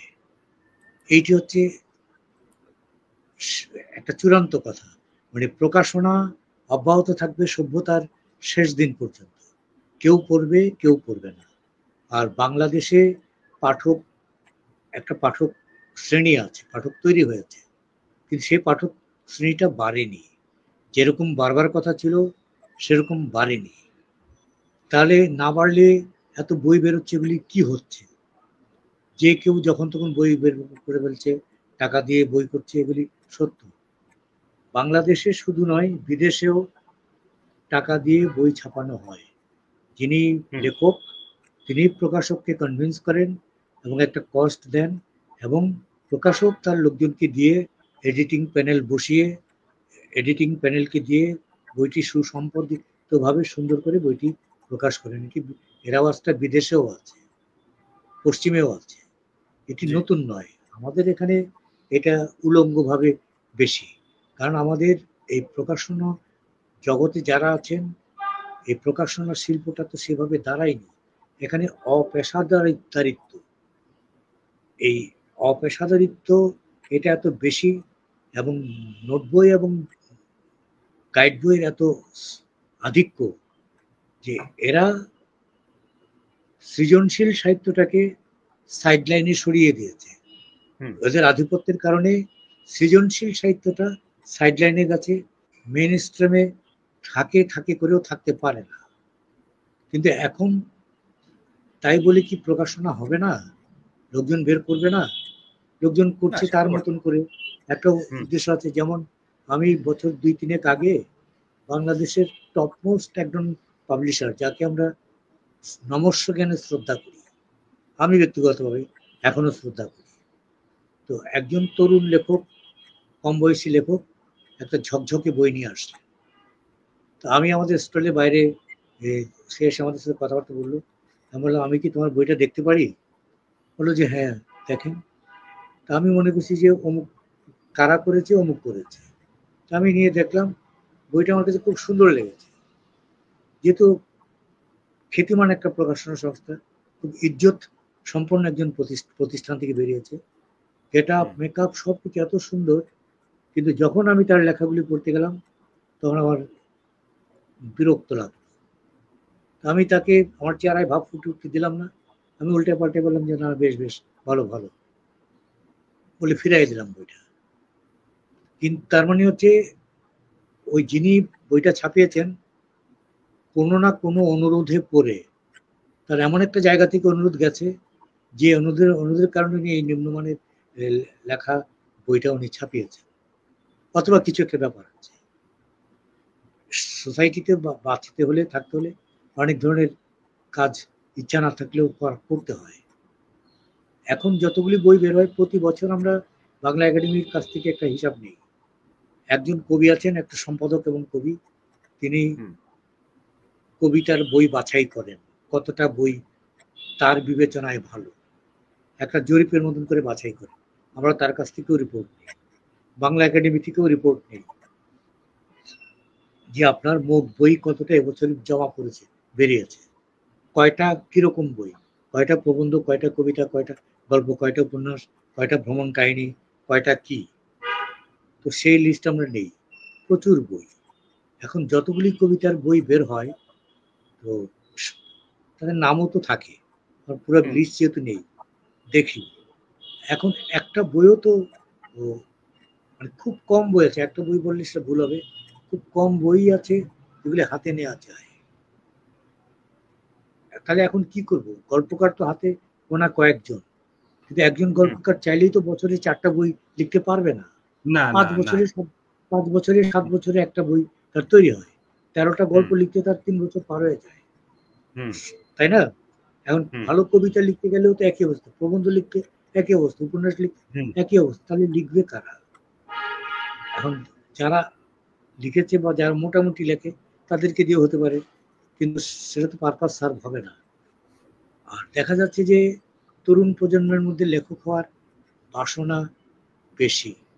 আবার অনেকেই কোনো পত্রিকায় দেয় না, লিটল ম্যাগে দেয় না, কিছু না, ঘরে ঘরে পত্রিকা নিজে নিজে লেখা ফেসবুকে দিয়ে দেয়, তবে জমায়ে রাখে ফোল্ডারের মধ্যে। তারপর ফেব্রুয়ারি আসার 3-4 মাস আগে একসাথে জমা করে বলে আমার এতটা লেখা হয়েছে, করে দেন, খরচ নিয়ে ভাববেন না। কারণ তার টার্গেটই থাকে বছরে একটা করা, এবং ওইটা দিয়ে সে প্রেম করবে, অথবা ওইটা দিয়ে সে প্রমোশন নেবে, তার এসিআর সমৃদ্ধ করবে, অথবা ওইটা নিয়ে এসে বন্ধুদেরকে দেখাবে যে দেখ আমি লিখতে পারি, আমি তোদের বন্ধু, কবি, বা আমি গল্পকার। এক তাহলে একজনের এক এক সর্বসাকুল্যে যেটা কথা যে এভাবে চলতেই থাকবে আর কি, মানে এইসবের মধ্য দিয়ে আমাদের চলতে হবে আর কি, এটা একটা ব্যাপার আর কি। চলতে হবে। কতদিন চলবো জানি না, একসময় হয়তো এটা রিফাইন্ড একটা প্রসেসে যাবে, একটা ডেস্টিনেশনে যাবে, হয়তো আরো সময় লাগবে। কারণ সময় লাগবে। অগোছাল পরিস্থিতিটা একসময় স্থির হয়, একসময় একটা স্ট্যান্ডার্ড গড়ে উঠবে, তার জন্য আমাদের আরো কিছু বছর অপেক্ষা করতে হবে। এটা তো অনন্তকাল এভাবে চলবে না, একটা সার্টেন টাইমে গিয়ে একটা সেটেল করবে জিনিসটা, একটা মাপকাঠি তৈরি হবে। তবে বাবু যেটা আমাদের এই যে মুদ্রণ শিল্প, যেটা প্রকাশক যাদের আমরা বলছি, এই প্রকাশকদেরও কিন্তু আসলে প্রফেশনাল ব্যাপারটা তৈরি হয়েছে বলে মনে হয় কি আদৌ? যারা প্রকাশক যারা, ম্যাক্সিমাম প্রকাশক, একটা শব্দ আছে, এটা বাংলা বাজার ব্যবহার করে, এটা আমি বলতে চাচ্ছি না যেহেতু অনেক মানুষ শুনছে, যে প্রকাশক, অধিকাংশ প্রকাশক যে কাজটা করে, একটা স্ক্রিপ্ট পায়, তার সাথে একটা এগ্রিমেন্ট হয়, যে চুক্তি হয় যে আমার এত টাকা লাগবে, কিংবা সে বলে আমি এত টাকা দেবো, একটা বড় অংশ ওইটা নেয়, নিয়ে করে দেয়। ওই প্রফেশনাল প্রুফ রিডার যারা আছে, কেউ কেউ আছেন সিস্টেম মেনে চলে, কেউ কেউ জি আছেন, কোনো কোনো প্রকাশক আছেন তাদের এডিটিং প্যানেল আছে, তাদের এডিটর আছে, এডিট করেন, প্রুফ দেখার ব্যাপারে বাংলা একাডেমির বানান বিধি অনুসরণ করেন, অভিধান অনুসরণ করেন, এবং কয়েকবার করে দেখেন। তারা চেষ্টা করেন একটা পারফেক্ট বই, প্রোডাকশন হিসেবে একটা পারফেক্ট বই করার জন্য। আবার কম পয়সা দিয়ে, কম পয়সা পায় প্রুফ রিডিং করে এমনও কিছু প্রুফ রিডার আছে যারা সারাদিন শুধু প্রুফ রিডিংই করে, কিন্তু পয়সা পায় কম। এখন তাদের কেউ কেউ ভালো দেখে, আবার কেউ কেউ ভালো দেখেন। জি এখন বানান তো কিছু ভুল থাকেই, আর হ্যাঁ কিছু কিছু হাউসে এডিটর থাকে না, তার প্যানেল এডিটিং, এডিটরস প্যানেল থাকে না, তো বানানের ব্যাপারে কতটা যত্ন নেয় আমি জানি না, তখন সেই প্রোডাকশনগুলি খারাপ হয়। আর কিছু আছে একেবারে সিস্টেম মেনে মেশিন প্রুফ পর্যন্ত নামায়, যে প্লেট তৈরি হলো, মেশিন প্রুফ হলো, বাইন্ডিং হলো, বাইন্ডিং হয়ে কত গ্রাম ইয়েতে কাভারের জন্য কত গ্রাম ব্যবহার করে, কত আউন্স ব্যবহার করবে, সেটা নিয়ে বাইন্ডিং করে তার অফিসে নিয়ে এসে দেখে, আবার দেখে যে মেজর কোনো মিস্টেক আছে কিনা। একটা দুইটা মিস্টেক যদি থাকে, আকার ইকার একটা দুইটা থাকলেও এটা ছেড়ে দেয়, কিন্তু মেজর মিস্টেক থাকলে আবার কারেকশন করে, আবার প্লেট বানিয়ে তারপরে মেশিনে মেশিনে তুলে ছাপায়। এইটাও কিছু কিছু প্রতিষ্ঠান এরকমও করে। এখন ভালো আছে, মন্দ আছে, বড় প্রতিষ্ঠানের একরকম আচরণ, ছোট প্রতিষ্ঠানের একরকম আচরণ, যার পুঁজি আছে সে একরকম করছে, যার কম পুঁজি সে আরেক রকম করছে, এই হলো ব্যাপার। এখন এটা এখনো যদি আসলে এইসবের সবকিছুর ঊর্ধ্বে যেটা বিষয়, আমাদের পাঠকও কম। পাঠক তো নেই বললেই চলে, এখন পাঠক পাঠক খুবই কম। কারণ এখন পাঠক যে কয়টাই বা বাড়ার কথা, ইন্টারনেটের প্রভাবের কারণে পাঠক সব হ্যাঁ নেট থেকে পড়ে না। ইবুক, বই আছে, বই পড়তেছে, ইবুক পড়তেছে, তারপর তারা ওখানে সার্চ দিয়ে একটা পার্ট পাচ্ছে, ওই পার্ট পড়ছে, আরেক জায়গা থেকে নিয়ে আসছে, ডাউনলোড করছে, এভাবে পড়ছে। তো পাঠক কমছে, কমছে, আসলে পাঠক তো বাড়েনি, ওই যে না যতটুকু পাঠক ছিল ওই ওই পরিমাণে পাঠক হচ্ছে, এক দুজন হয়তো বেড়ে থাকতে পারে, কিন্তু পাঠক থেমে আছে। যতটুকু বাড়বে বলে আশা করা হয় ততটুকু বাড়ে না। এটা হচ্ছে আমাদের এই প্রযুক্তি। একেবারেই পাঠকের ব্যাপারটা একেবারেই নির্বাচিত হয়ে গেছে। তার কারণ বাবু ভাই যেটা বিষয়, আমাদের এখানে সাপোজ আমি যদি বলি যে এই রাজশাহী ইউনিভার্সিটি তো একটা বড় জায়গা, একটা শিক্ষিত লোকদের সমাহার, প্রায় 100% মানুষই শিক্ষিত। সেখানে একটা কাগজ কিংবা একটা বই পুস্তক দেখা যাচ্ছে যে কটা যায়, মানে 2টা 5টা 7টা 10টার বেশি না। হ্যাঁ, এবং বই পুস্তকের কেনার বা ক্রয়ের হার এত কম পঠন পাঠনের জায়গাটা এত দুর্বল, তাহলে একটা ইউনিভার্সিটিতে যদি এরকম হয় তাহলে বাইরের অবস্থাটা কি? তাহলে সেটা তো আরো শোচনীয়। এটাই তো দেখা যায়, দেখা যাচ্ছে এরকম। মানে জ্ঞানমুখী ফলে সমাজ। প্রকাশক তাকে তো বাঁচতে হবে, যে প্রকাশক তার তো একটা সেল, তারপরে বিক্রির ব্যাপার আছে, সেটা তারপর হচ্ছে যে তার তো খরচ আছে, তার তো লোকজন বা এই কর্মকর্তারা থাকে, তারপরে সবাইকে তো টাকা পয়সা দিতে হয়, এবং তার তো একটা আয় ইনকাম রুটি রুজির ব্যাপারও আছে। হ্যাঁ, তো আসলে যেটা বিষয় যে পাঠক যদি না বাড়ে, এবং পাঠক কিন্তু খুব হতাশাজনক ভাবেই কমছে আর কি, ব্যাপক রকম। এখন পাঠক কমছে, হতাশাজনক এই পরিস্থিতিটা হতাশাজনক, এটা ঠিক আছে, এটা সবাই আমরা দেখছি, প্রতিদিনই এই জিনিসটা আমরা দেখি, আমরা বুঝি, আমরা আফসোস করি, কিন্তু আফসোস করে থেমে যাওয়ার তো কোনো মানে হয় না। না, আমাদেরকে থেমে তো যাবে, চেষ্টাটা থেমে যাবে। চালিয়ে যেতে হবে। একটা বই যদি 200 টাকা হয়, আরেকজন প্রকাশক যদি আমার কাছে আসে বইটা নিতে, তখন বলে জি, যে আমি অমুক প্রকাশক, আমাদেরকে ম্যাক্সিমাম কমিশন দেন। তো ম্যাক্সিমাম কমিশন মানে কত? সে হুম, বলে 40%। তাহলে হুম, 100 টাকা যদি, 200 টাকা যদি হয় বইয়ের দাম, তাহলে 120 টাকা 40% করে তাকে জি, দিয়ে দিলে হয় 120 টাকা। এই 120 টাকা দিয়ে প্রকাশকের আরো অনেক খরচ আছে। অনেক খরচ প্রেসে আছে। যেতে হয়, কয়েকবার কয়েক দফা আসতে যেতে হয়, প্রুফ রিডারকে দিতে হয়, আর 2-3 জন প্রুফ দেখে তাদের টাকা দিতে হয়, আরো অনেক খরচ আছে। ওর তো প্রকাশকের তো হয় না। আবার 200 টাকার বেশি হলে বলে যে আপনি বইয়ের দাম বেশি রাখছেন, আমার লোক তো কিনতে পারে না, তাই না? এখন তাহলে এই যে জি, 40% কমিশন নিল, 40% কমিশন নিয়ে সে কি করে? সে আবার 25% কমিশন দেয় কাস্টমারকে, যিনি ক্রেতা, কিন্তু তার হাতে থাকে তাহলে 15%। যে ঠিক। প্রকাশক আরেকজন জায়গা থেকে এসে নিল, তার থেকে 15%, সে আবার ক্রেতাকে দিচ্ছে 25%। জি, জি। এরকম এখন যদি যদি আমি জাতীয় গ্রন্থ কেন্দ্রে মাঝে মাঝে বই নেয়, কিছু বই নেয়, পাবলিক লাইব্রেরি কিছু বই নেয়, হ্যাঁ, হ্যাঁ, হ্যাঁ। ওরা ওরা বই নেয়, ওদের বইগুলি ওদেরকেও একটা ভালো কমিশন দিতে হয়। ঠিক। কারণ ওরা যে হ্যাঁ, 200-300 বই নেয় তাও না, এই 70টার মতো বই নেয়। তাহলে ঠিক। এই 70টা বই নিলে প্রকাশক, পাবলিশিং হাউস, তার বই তো সারা বছর করে থাকে, কেউ কিনে না, রকমারি থেকে একটা দুইটা করে নিয়ে যায়, হ্যাঁ, নিয়ে যায়। এছাড়া তো নেয় না।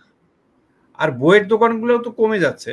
নরমালি যেটা হয় যে ধরেন যখন আপনারা এখানে যখন ছিলেন তখন রাজশাহীতে প্রচুর বইয়ের দোকান ছিল। এখন তো বইয়ের দোকান নেই। থাকলেও যেটা গাইড বই বিক্রি করে ২-১টা ৪টা ৫টা দোকান আরকি। মানে নির্বাচিত পুস্তকের বই, সিরিয়াস বইয়ের দোকান নেই বললেই চলে। এবং অনেক শহর থেকে বইয়ের দোকান উঠে গেছে। ঢাকা শহরে আজিজ মার্কেট থেকে বইয়ের দোকান উঠে গেছে। এখন এটা পাঞ্জাবির মার্কেট, কাপড়ের মার্কেট হয়ে গেছে, আজিজ মার্কেট। হ্যাঁ। তো এই হচ্ছে অবস্থা। যাই হোক, আমরা একটু শেষ দিকে চলে এসেছি। আমাদের অনেকক্ষণ হয়ে গেছে।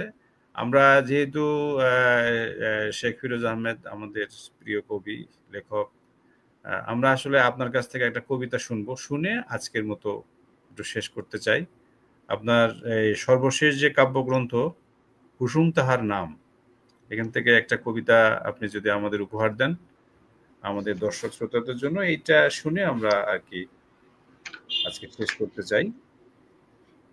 আসলে আমাদের এই পাবলিকেশন, প্রকাশনা, এগুলোর আরেকটা বড় একটা সংকট হচ্ছে যে কোনো রাষ্ট্রীয় উদ্যোগ কিংবা রাষ্ট্রের কোনো এসব নিয়ে মাথা ব্যথা নেই। এটাও আরেকটা ব্যাপার।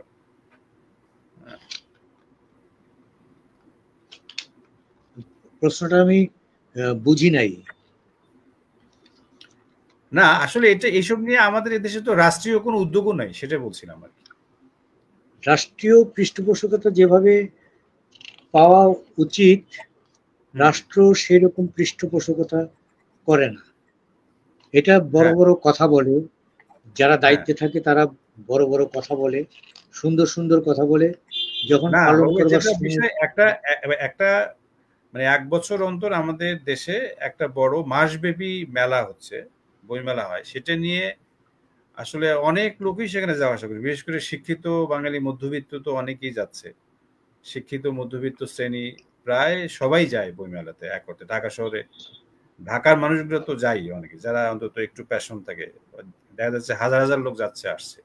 এই যে এত বড় একটা উৎসব, সেই উৎসব নিয়ে এত বছর থেকে চলছে, কিন্তু সরকারের এটা নিয়ে কোনো কি কনসেন্ট আছে কোনো, যে আসলে এটা কি সিরিয়াস এ ব্যাপারে, কিংবা রাজনৈতিক নেতারা কি এ ব্যাপারে সিরিয়াস যে এটা একটা মানে আমাদের দেশে তো বহু কিছু আছে, সবই আছে, এটাও যে একটা লাগবে, এটারও যে দরকার আছে, এটারও যে একটা জাতি গঠনের ক্ষেত্রে এটাও যে একটা ভূমিকা পালন করে, এটা কি আসলে কোনো রাজনৈতিক নেতা কিংবা রাষ্ট্রীয় যারা যারা বড় বড় পদে আছেন বসে, তারা কি কেউ ভাবেন বিষয়টা? অনেক কিছু নিয়েই ভাবছেন তারা, ঠিক আছে। যদি সংস্কৃতি প্রবণ প্রশাসন এবং সংস্কৃতি মনা রাজনীতিবিদ থাকেন, তবে তারা এই জিনিসটাকে গুরুত্ব দিয়ে কাজটার ব্যাপারে সিরিয়াস থাকতেন। কিন্তু সেটা নয়। কথা বলবার সময় সুন্দর সুন্দর কথা বলবেন, কথা বলেন, কিন্তু সুদূর প্রসারী যে চিন্তাধারা লাগবে, সেই সুদূর প্রসারী চিন্তা সামনে রেখে এই ধরনের কাজ আমরা কাউকে করতে দেখি। তাৎক্ষণিক ভাবে টোটকা সমাধানটা সবাই দেওয়ার চেষ্টা করে। ঠিক ঠিক। কবিতার নাম, এই বই থেকে কবিতার নাম আমি কবিতা খুঁজে পাইনি, যেটা পেলাম সেটাই বলছি। বিকেল আমার বন্ধু, বিকেল আমার বন্ধু, বিকেল আমার বন্ধু, একদিন যখন আমার মন খারাপ, তখন সেইবার কক্সবাজারে বিকেল এসে আমার কানে কানে বলল, হোটেলে শুয়ে আছো কেন, চলো আমার সঙ্গে। আমি ভাবলাম, তাই তো, শুয়ে আছি কেন। বিকেলের হাত ধরে আমি তখন সাগর পাড়ে যাই। বিকেল বলল, দেখো কি সুন্দর, জল চিকচিক করছে, তোমার দুঃখগুলো জমা দাও সমুদ্রের কাছে, সূর্য ডুববার সময় দুঃখগুলো নিয়ে যাবে গ্রহান্তরে। তুমি সমুদ্রকে বলো, হে বিশাল, তুমি আমার মন বড় করে দাও। আমি তাই করলাম, ডুবে গেলাম নিজের ভিতর। দুঃখ বিনাশী সন্ধ্যায় সূর্যটা হঠাৎ দিগন্ত রেখার ওপারে ডুবে গেল। তখন একটু একটু করে সন্ধ্যা গাঢ় হলো। তার আগেই বিকেল আমাকে সমুদ্রের কাছে রেখে চলে গেছে। যাবার আগে বলল, কাল আবার আসবে। বাহ। আমরা আসলে আরো অনেক কবিতা শুনতে পারতাম, কিন্তু যেহেতু একটা সোশ্যাল প্ল্যাটফর্ম, আসলে সবারই ব্যস্ততা তো আছেই, আপনিও অনেক ব্যস্ত। আমাদের দুই বাংলা থেকে অনেকেই যুক্ত হয়েছেন, এখানে অনেকে আছেন, তারা মন্তব্য করেছেন, আপনার পাঠ শুনে শুভেচ্ছা জানিয়েছে, এবং তারা আপনার বক্তব্য বা কথাবার্তা শুনে তারা উপকৃত হয়েছে, এসব বলছে। আমরা শেখ ফিরোজ আহমেদ বাবু, আপনি বড় ভাই আমাদের, এবং সেই সাথে সাথে আমাদের এক অর্থে মানে অভিভাবক তো বটেই, লেখালেখির জগতে, সৃষ্টিশীলতার জগতে, প্রকাশনার জগতে। আপনার মানে উত্তরোত্তর মঙ্গল আমরা কামনা করি। আপনার লেখালেখিতে আরো জীবন সুন্দর কাটুক, আরো সুন্দর হোক। আগামী দিনগুলোতে নিশ্চয়ই আবার দেখা হবে, আবার যোগাযোগ হবে। আপনি আমাদের দর্শকদের সম্পর্কে যদি কিছু বলতে চান, এক কথায় দু কথায়, কিংবা কোনো যদি আপনার মানে উপসংহার আর কি, যদি কোনো কথা থাকে। সবার কাছে আমি গভীর কৃতজ্ঞতা জানাই, কারণ এ ধরনের আলোচনা তো এতক্ষণ শোনা বিরাট ধৈর্যের ব্যাপার। আপনাদের ধৈর্য ওর মধ্য দিয়ে আমি ভালোবাসার প্রমাণ পেলাম। যেহেতু আমি সাহিত্য নিয়েই, কবিতা নিয়েই জীবনটা একরকম পার করে দিলাম, ভালো লিখি আর মন্দ লিখি যাই করি, আমার জ্ঞানের সীমাবদ্ধতা আছে, আমি তাও জানি। আপনাদের কাছে আমার কৃতজ্ঞতা রইল, আপনারা কষ্ট করে শুনেছেন, এবং চিহ্নকেও, ডক্টর শহীদুল ইকবালকে আমার ভালোবাসা জানাই।